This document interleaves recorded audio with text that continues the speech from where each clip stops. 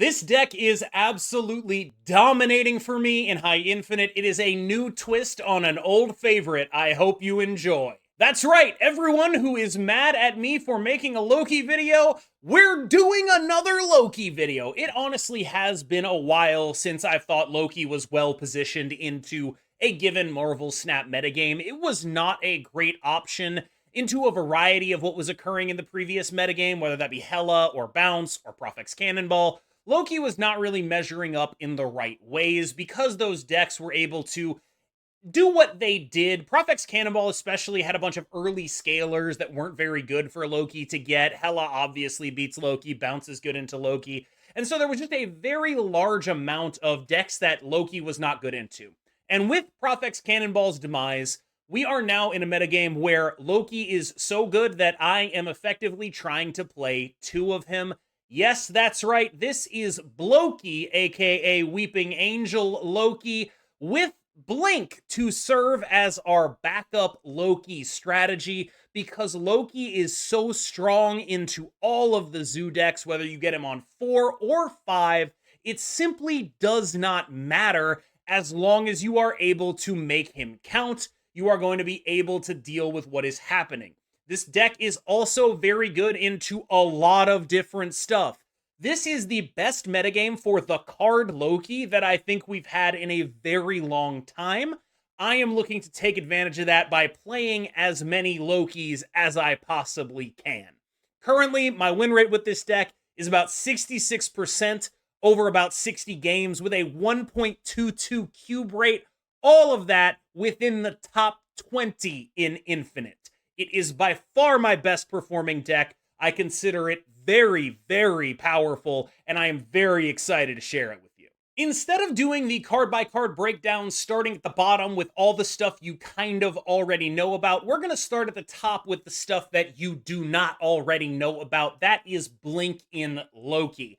I saw an incredibly low sample size deck on Untapped that had Blink in Loki, and I was like, that's a really smart idea, so we can always have Loki as much as we need it. And that is effectively what's happening here. I made a couple changes. The original build, I believe, was crafted by a player named Tendrils with the number 10 and then Drills.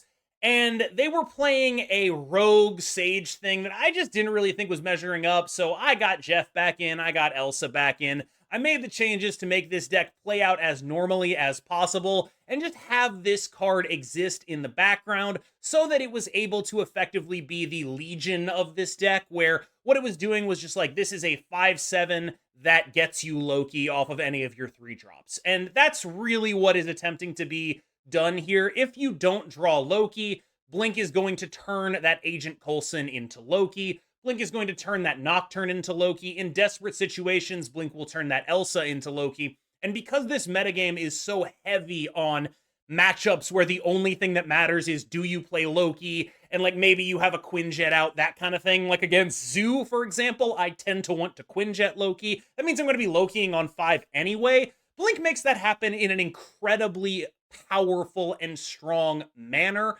Basically, what's happening here is she's your backup Loki plan with good stats already. That's the only thing she's doing. I am basically never playing her elsewhere unless it's like turn 6 and I'm just like, I need a 5/7, which does happen more than you think because Blink has a reasonably decent body. In those games where you are somehow unable to get Loki, you like draw her on turn 6, you never drew the Loki, things like that. That can happen. Now, because of this card, we are able to aggressively snap if we have either Blink or Loki in the matchups where they are good, which right now is like most matchups. If your opponent is playing Zoo, Quinjet Loki is borderline unbeatable. Like, it's not impossible to lose, but it's very difficult to lose. And Zoo, as such a popular deck right now, is definitely a deck that falls victim to this as much as is likely, which is a lot.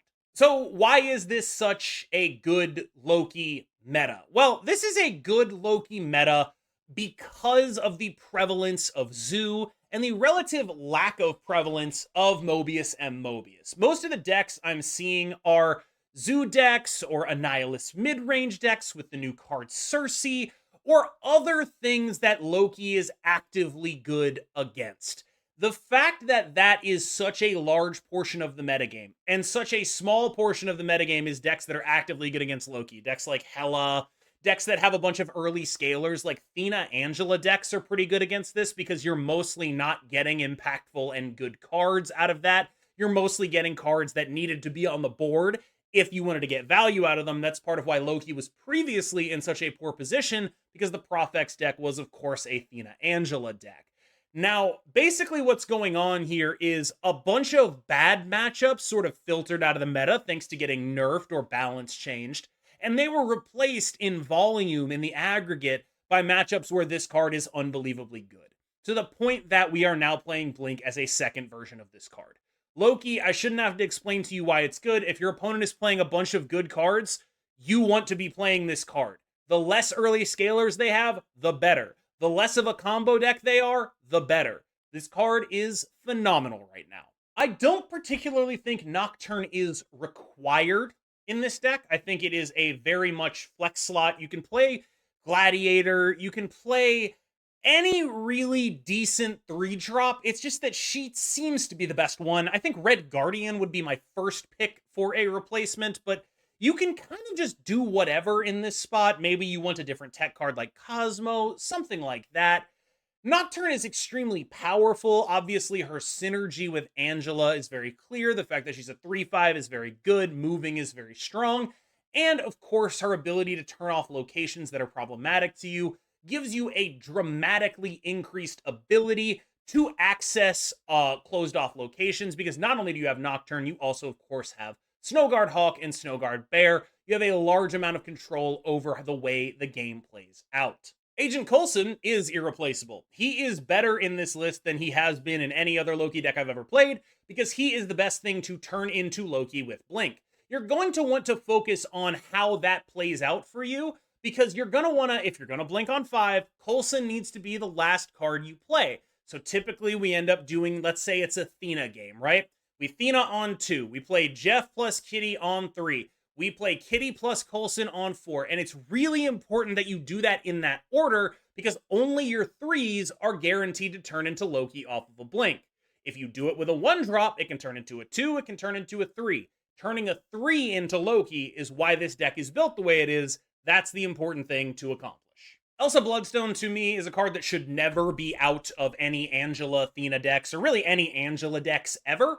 I was shocked when the version of this I came across had cut her. I very quickly realized that I just wanted her back in the deck anyway. It was very important. Elsa is a great card. Now, granted, as a Blink Loki deck, you are very often not getting the same value out of Elsa Kitty stuff that you otherwise would. However, on the other hand, as a Blink Loki deck, you are very often just filling up every spot on the board, which makes her kind of a 3/9, even if you're not getting any double ups on her.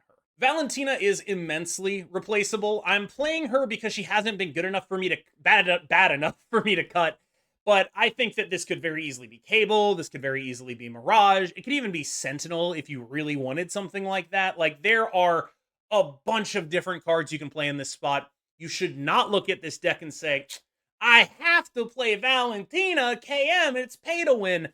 I'm not even convinced she's better than either Mirage or Cable. I just like having the high roll opportunity of Quinjet into Valentina into like a 3-cost Magneto or something like that. She's been good enough of the time that I don't feel the need to cut her, but I'm sure I would have gotten the same feeling out of a Cable or a Mirage or whatever. They're all kind of the same. You don't really have to pick and choose between them. Just play whichever one your favorite is. Jeff, unfortunately, is irreplaceable. This is another card that was not in the original list that I was like, there's no reason not to be playing this card basically ever. And he swiftly made his way back in because nothing can stop Jeff. Now, this is, again, we're not as good of an Angela, Kitty, Elsa deck as other Loki decks are, if only because we are built so heavily to play Loki. But the point is that playing Loki is so good that that doesn't matter. And because of that, it's like, I would just rather have generically strong cards. Jeff is, of course, extremely generically strong. And in the unlikely event where we are unable to either get Blink or Loki, Jeff and Elsa and Angela and Thena are our backup strategy to put points on the board. Thena also, I don't think, is required. I think this deck can afford cutting Thena a lot more than other Thena decks can, because we are so heavy into Loki. In previous metagames, it has been debatable whether it was the Angela Athena package that was carrying Loki, or even before Athena, the Angela Elsa package, or Loki was carrying them. I personally think it was usually a mixture of the two. Because this deck is so heavily invested in making Loki happen, it typically ends up being a little bit of a worse Athena deck than the alternative, because if you end up Lokiing on 4, well, that's a turn you're not going to end up triggering Athena. If you end up playing Blink on 5, that's a turn you're not going to end up triggering Athena, and you're probably, after you play the Loki, not going to be triggering Athena either. Replacements here are the same 2 drops that we talked about for replacing Valentina. They can go in here. Angela, my queen. Probably my favorite card in Marvel Snap, but like kind of undeniably a problem. Like, this is just pretty consistently the best scaler around, as good as it could ever get. Basically, no matter what, this is a 2-6. There are very few scenarios where that isn't happening, and in a lot of games, it's a 2-8, a 2-10, a 2-12. She's as good as it gets when it comes to early points on the board, which is really all you're looking for. When you have Athena and an Angela, like, your best draws are just very hard for your opponents to compete with. You go like Athena on 2, Angela Kitty on 3, and then just like keep scaling up both of those lanes to like unapproachable levels. It's extremely strong. Snowguard, I actually think, is at this point core in Loki decks. You can replace with Maria Hill if you absolutely must, but I do think the addition of 2 cards to hand off of a 1-drop is extremely powerful. Now, if you are replacing Athena with a Cable or a Mirage, then you're much more able to replace Snowguard with a Maria Hill or something like that, right? Like, if you are putting a 4th card generator into the deck, I can very much see it making sense to run Maria Hill over Snowguard. Otherwise, Snowguard, pretty much the best option for doing all of the things she does. A 1-drop that allows you to have location control, puts multiple cards in your hand for Loki. Those cards get discounted by Quinjet. Very, very good. I typically think of Loki metas as metas where Quinjet is a card you actually want to play. And that's not every meta. I think a lot of the time people think, oh, Loki Quinjet, that's the busted thing. But the reason to play this deck as opposed to another shelf or like Angela Athena stuff is because Quinjet Loki is good into a lot of stuff. We've been in metagames where that wasn't true, and Quinjet was just like kind of an okay card. And when you were playing Quinjet, it was like, man, there are a lot of these matchups where I'd really rather have just the extra card in hand when I Loki. This is not one of those metas. Zoo is giving you really impactful, really big stuff. The zeros are going to cost 0 anyway. Getting that double reduction on something like Blue Marvel Gilgamesh is absolutely filthy. You get something like Blue Marvel, Gilgamesh, multiple 1-drops, you fill up the board, you do everything they were doing, and you can't do that without Quinjet. Great Quinjet meta, but the real point I want to get at here is, in my opinion, the good Loki metas are good Quinjet metas. That's how you can tell. Last metagame was not a good Quinjet metagame, and therefore Loki was not as good as it previously had been. This metagame is a good Quinjet metagame. It's sort of the bellwether for the deck. When Quinjet Loki is amazing, that's when you want to be playing Loki. Strike when the iron is hot. And of course, the final member of the Angela Athena Elsa package, Kitty Pryde, who is, I think, non-negotiable in here because of just how powerful she is with Angela and Elsa. Even if you are someone who is cutting Athena, she is also an obscenely good card with Athena. But even if you're cutting Athena, this is a card that you're going to want to have in the deck. When you talk about irreplaceable cards in this deck, Kitty Pryde, Elsa, and Loki, those are the real irreplaceables. Blink, I consider extremely good right now, but it's not like I would tell you not to play Loki without Blink. I just think this build of it is better prepared to deal with the metagame than a non-Blink Loki build because of how good the card itself is right now. I am very happy with how this deck played for me. I hope you are going to be happy with how this deck plays for you in addition to that. All right, y'all. I think it's been like about a month since I've done a Loki video. It's been multiple metagames since I thought this deck was as strong as I think it is right now. Like I told you, I have about a 66% win rate over about, I think it's like 65 games. and I am plus 1.22 cubes per game in that sample. Every one of those games within the top 20. By far my best deck of the season. I do think this is the right way to play Loki, while Loki is amazing. Doubling down on having more Lokis when Loki is as good as he is in the metagame right now is exactly how I want to approach this meta. I have been KM Best. You have been phenomenal. I hope you enjoy the KM Boost, and we're going to cut to some gameplay. Have a good one. Us somewhere else, and then what's going to happen there is we're going to Loki on 4, probably. I will play a Valentina. Put it over there. Let's see what we managed to pull out of here. Turn 1 Mystery Bro. Unplayable Ultron, absolutely. This does allow a turn 2 Burk.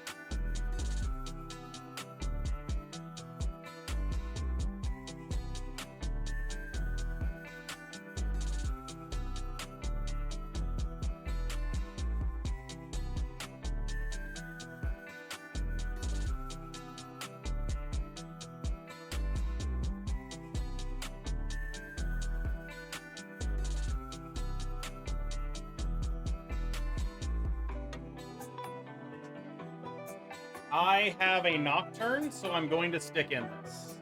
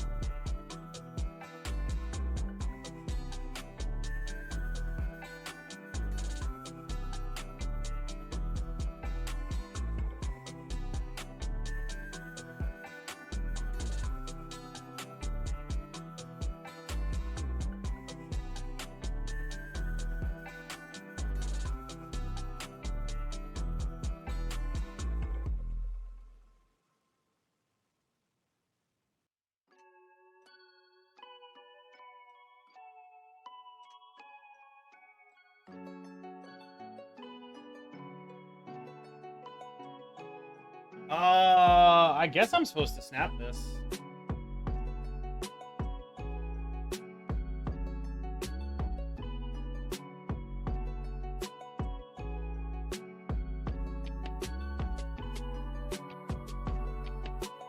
Do I do this now?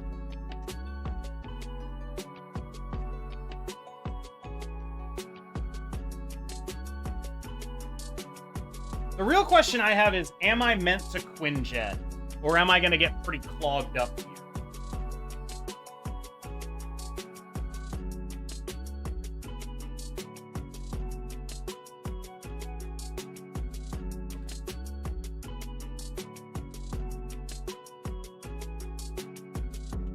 That's so bad. Oh my. Okay.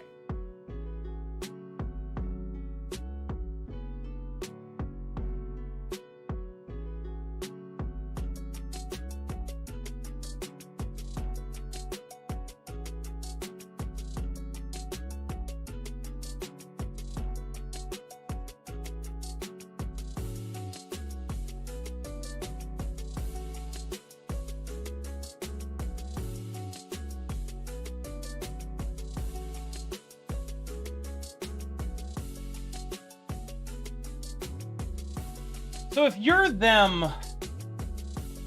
are you reading me to do this Nocturne play?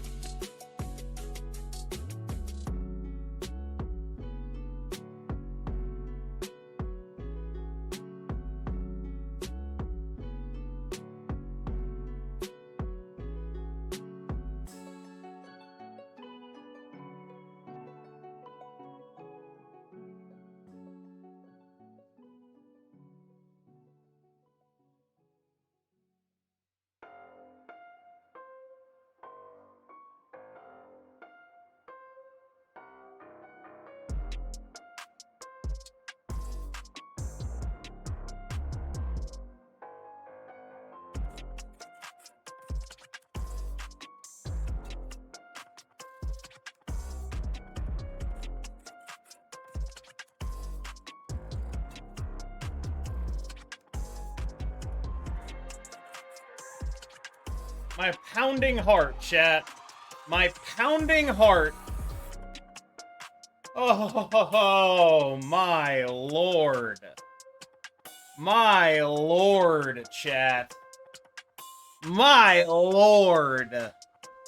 Right, and so for me, that is, like, very clearly, what does in the zone mean for Gambest? We know what in the zone means for Gambest.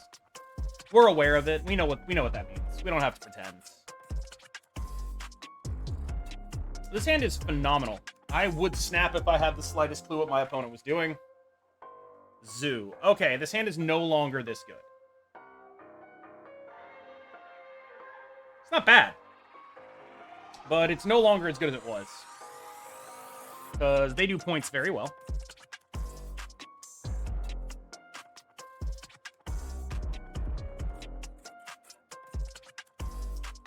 Fortunate.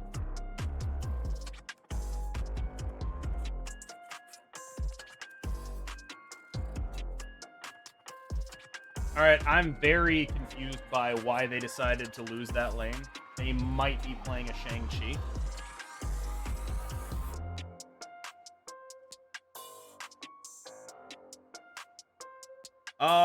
We can just Loki next turn off the blink. Whatever we play, it just becomes... Yeah. Just becomes a Loki. We play the Nocturne right now. We go move Nocturne. Bizarre. Yeah, sure. Oh, we just get the Loki. Okay, that works too. I mean, I would imagine we win here. The card Loki is quite good.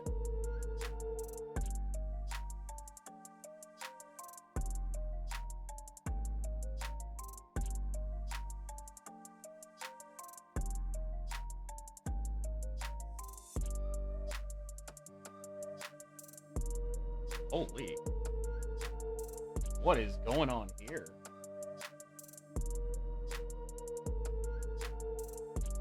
Whoa, they snapped me. Okay, what does this snap mean?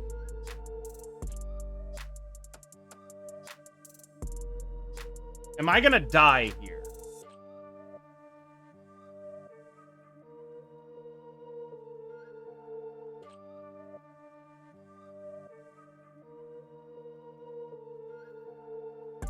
Ultron, right? That makes sense to me. Can we beat that?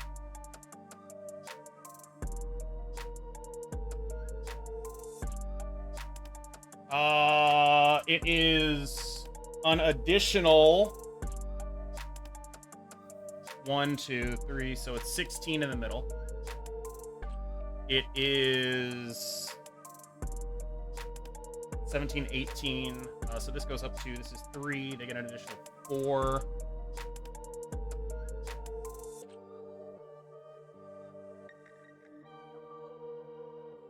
10. 3. 7, 17. I think so.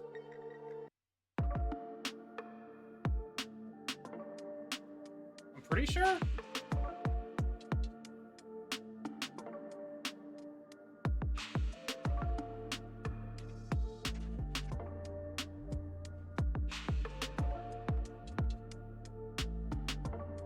Look at the math on me, chat.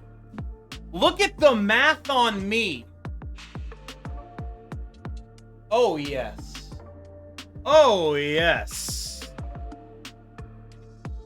Ah, the card Loki. Just a real feel-good story, you know? Just a real, you know, it's a feel-good story. It's something everyone can really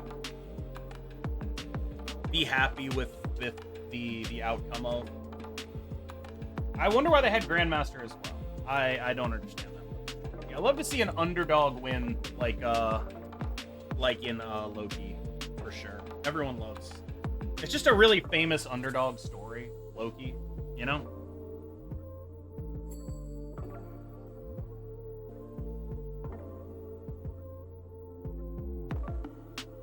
That's horrifying.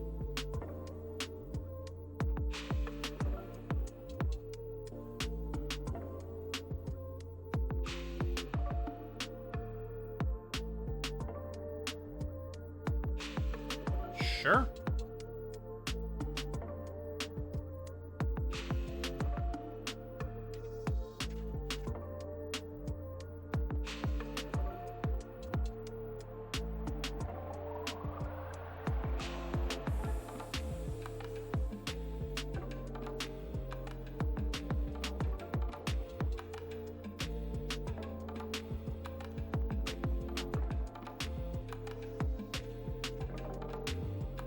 Fairly expected.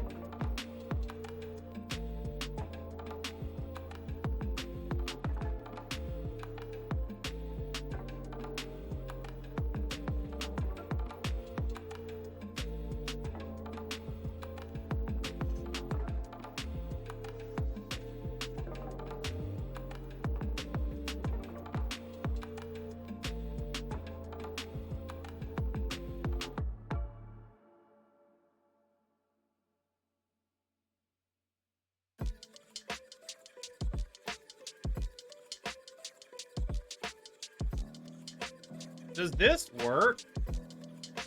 Oh, I can't do it in that order. I can do this.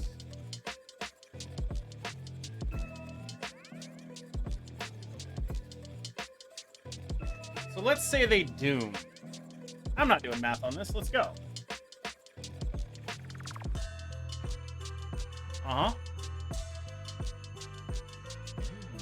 Oh my god!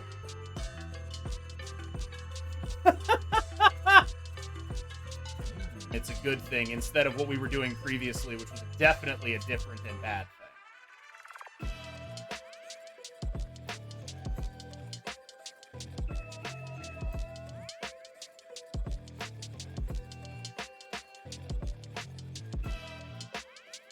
I have some good cards. Now, my blink is awful.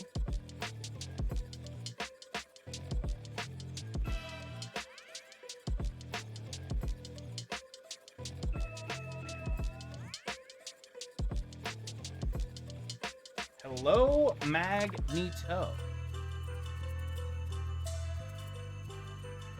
Oh, yes.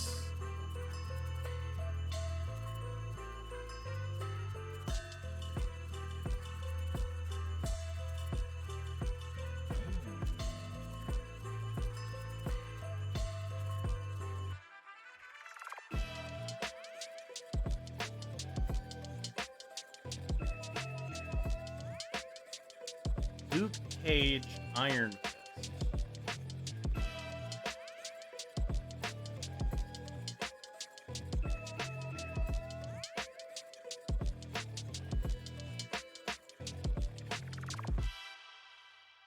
I don't want to play this. I feel like it helps them.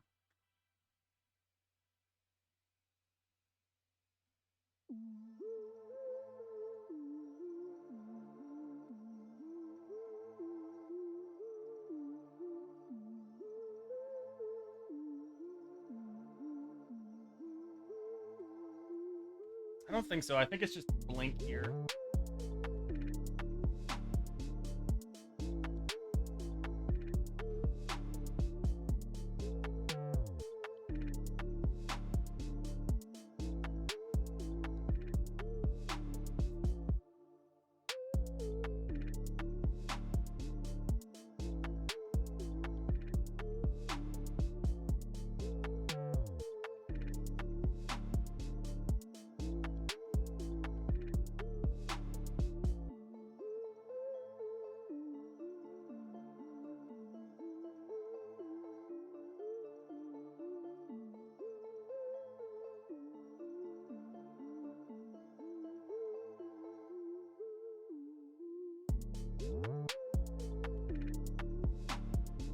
I think we're gonna try this.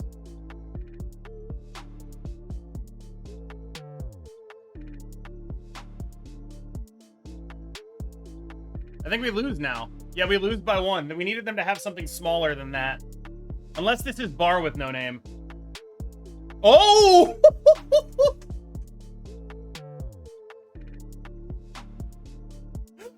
No!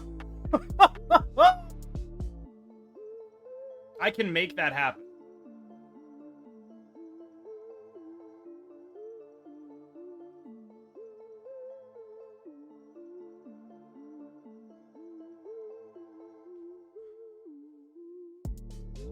They snap. That's unfortunate. I'm guessing they're getting the white hot room on 3? How are they getting the white hot room on 3? They just have Jeff Kitty or something? Horrifying.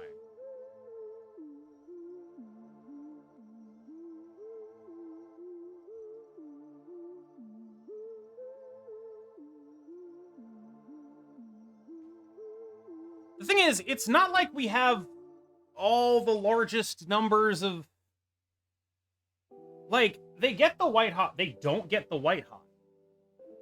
They don't get the white hot? That can't be right.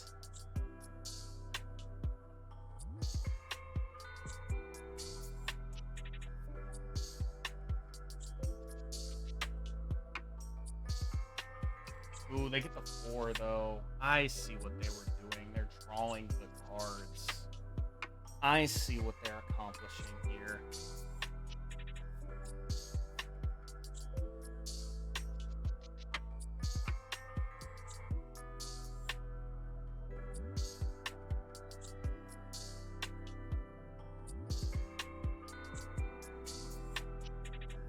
So we Loki for 4.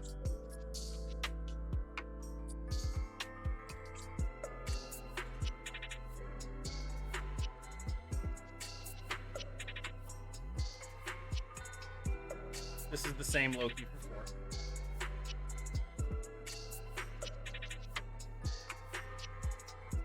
And it gets us Athena proc.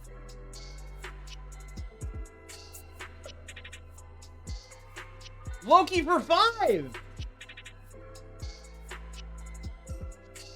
Interesting. Interesting.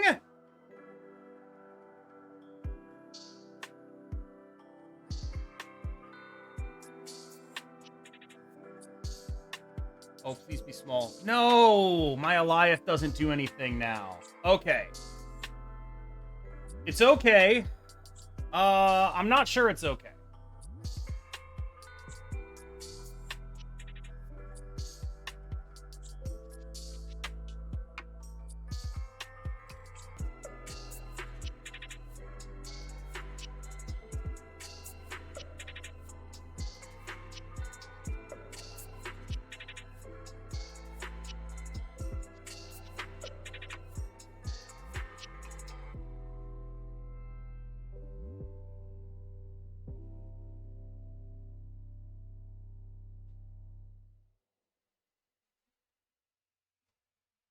Is this the line?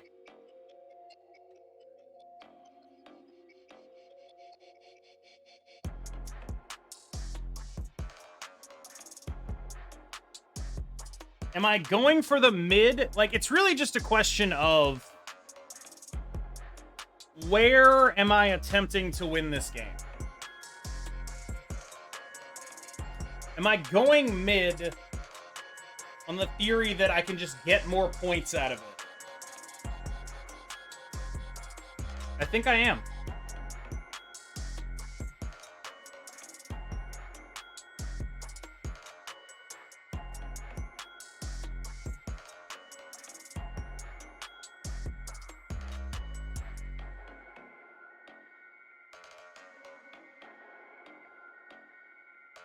No!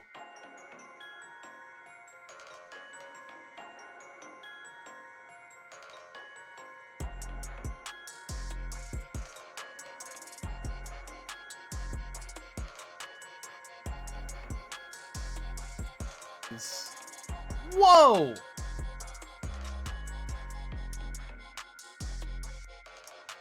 That was unbelievable. Oh, should be a soundbite. Thank you.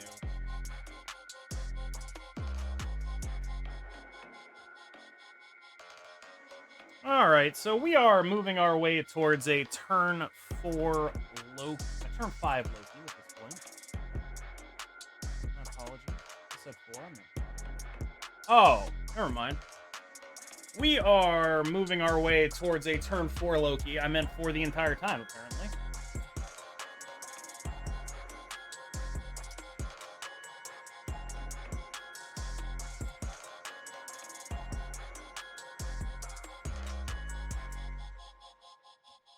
Yeah, I mean, yeah. The whole time I was playing Yu-Gi-Oh, I was like, man, I really wish I could snap.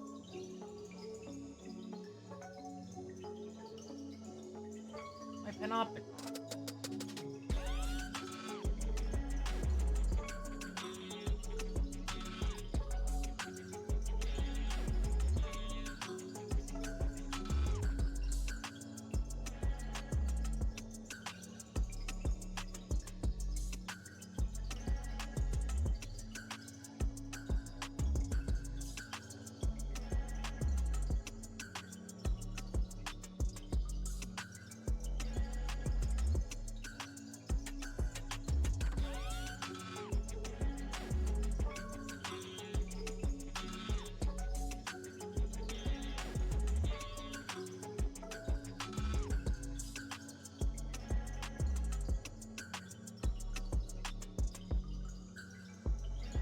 How do I do this?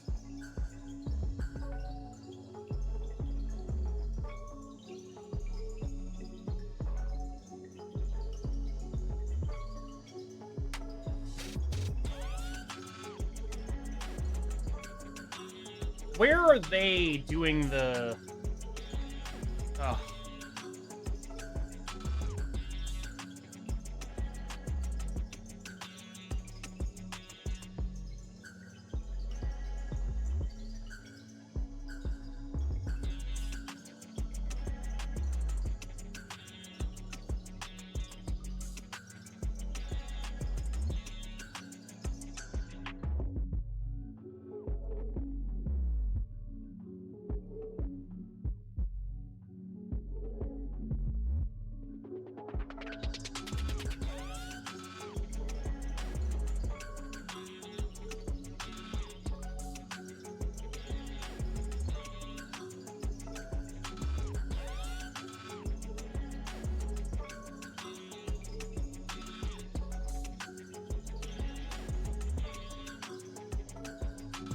I have literally no idea what happens.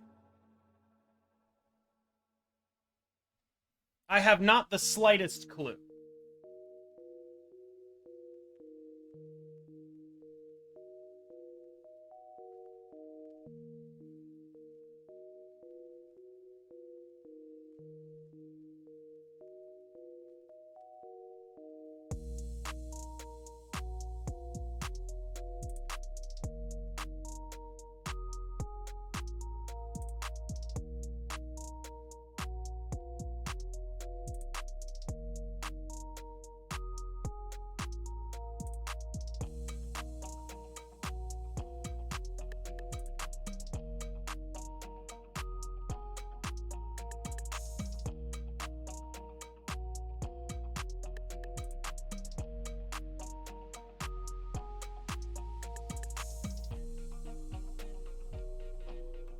I'm assuming I have lost here.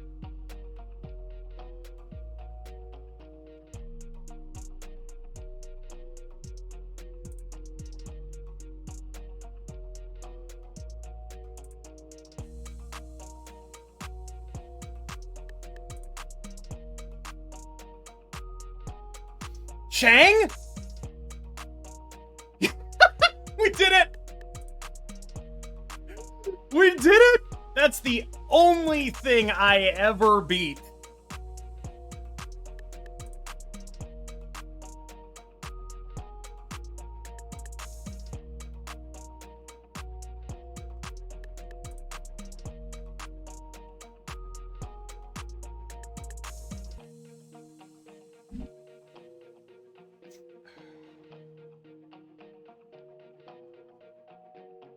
Chang in this economy, we somehow got away with it. I can feel my brain being in Yu-Gi-Oh mode right now. It's honestly crazy. My brain is genuinely a little bit in Yu-Gi-Oh mode. It's a very weird experience. I feel like I'm like, oh, I'll rope out even further. I'm in Yugi mode. Yugi mode toe. That's what they call me.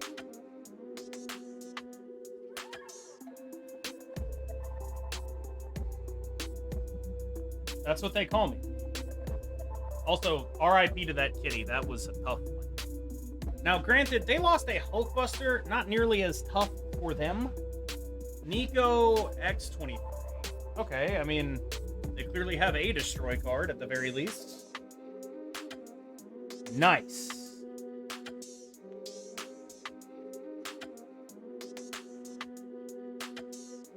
That is a destroy card. They're getting things to happen. I have no idea, Logam. It's possible that if you have a Twitch-specific ad blocker, it can cause those issues.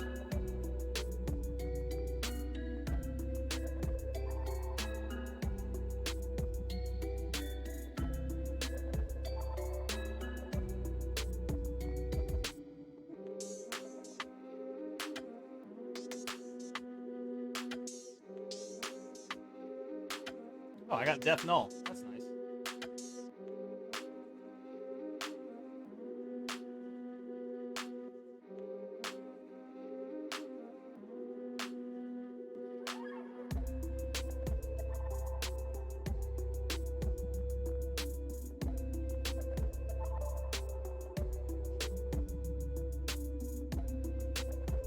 This wins, yeah?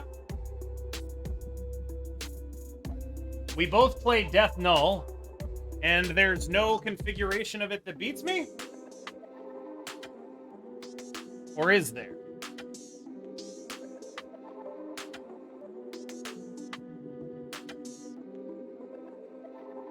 Yeah, Death Mid Null Left beats me.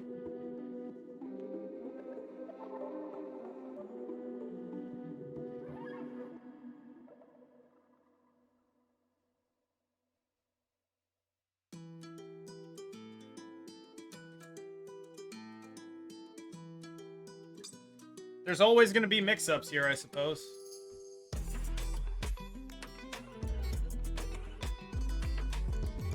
Oh, they just had one card? Well, in that case. Well, in that case, nothing beats me. But it's not actually like combo. It's something different than that. It's something different than just combo and something more a little bit less well defined.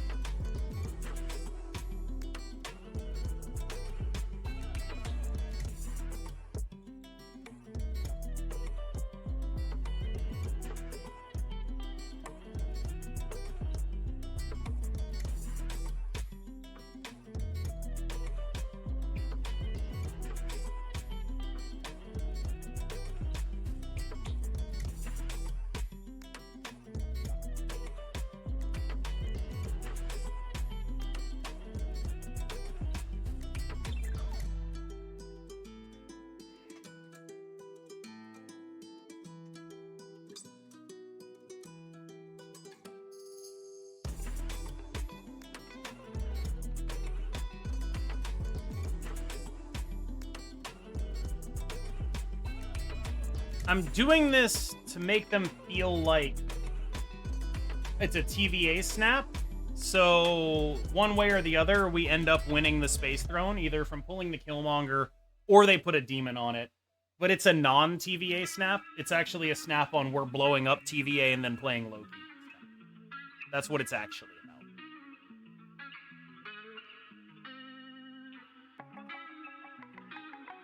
It's actually about we're 100% winning this game. Or at least that's space. Whoa. Whoa.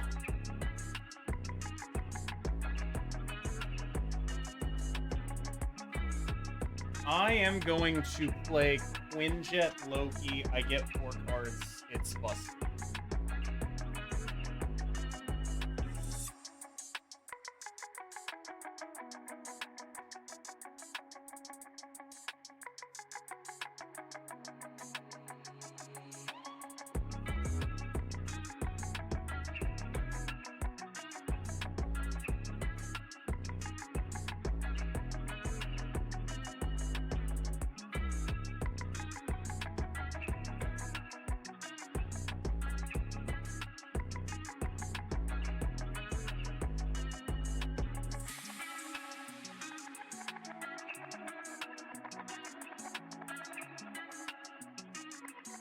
Yup.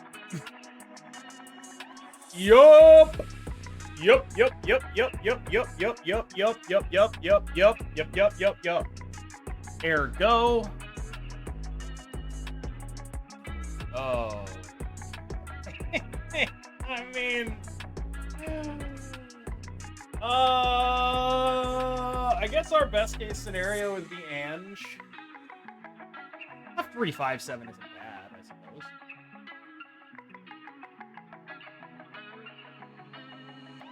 Ange works. I'm with it. The Claw is very good for them. But I'm comfortable playing these games. Ooh, that's bad. Because we need to get to Loki, right?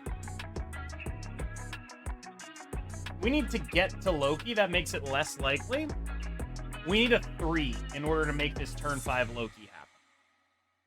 Now, it's not impossible.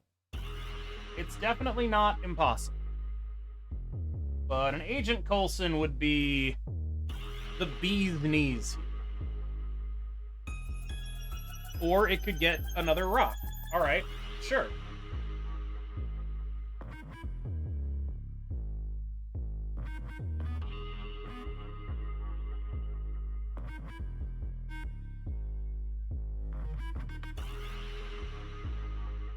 What's up with all these rock locations? Phenomenal question. I mean, geez. Am I just supposed to Loki now?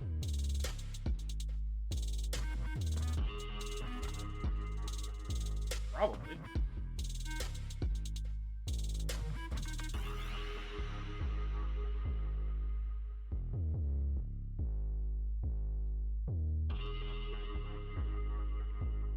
I almost want to wait, but my hand is like 2 rocks. That seems awful. So I'd like some of their cards, and hopefully they're better, and they also have drawn rocks. They're definitely... Okay, that can't be right. That cannot be a good thing.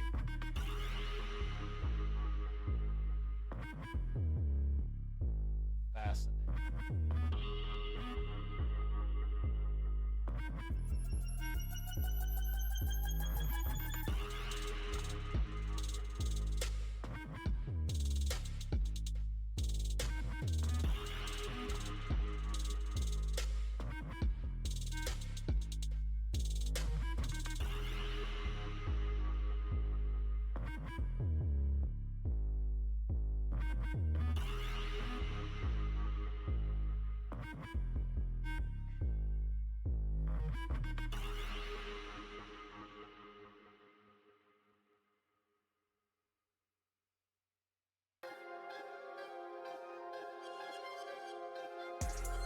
So what? Are they just gonna play Spectrum on the left?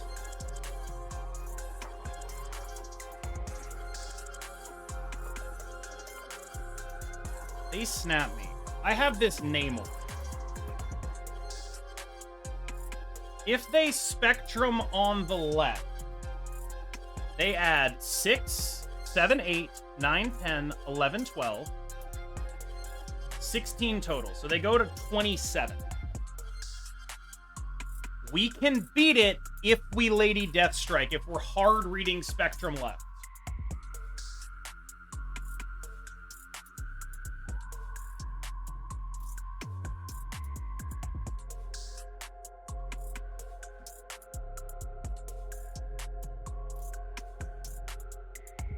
I hard read it. No! Wait, we win anyway. Oh my god. I did not think about that. It did not beat that at all. I was like, oh, I'll blow up an Ant-Man, forgetting how Ant-Man works entirely.